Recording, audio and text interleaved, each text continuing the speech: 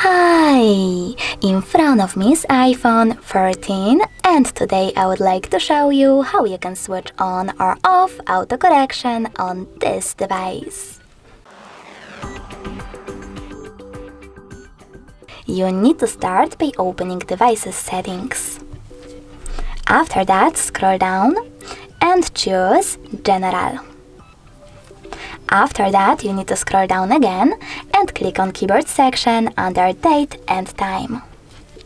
Now click on this gray switcher next to autocorrection.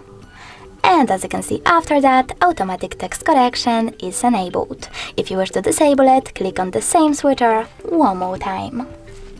Thanks so much for watching. If you enjoyed this video, don't forget to leave a like, comment and subscribe. Bye!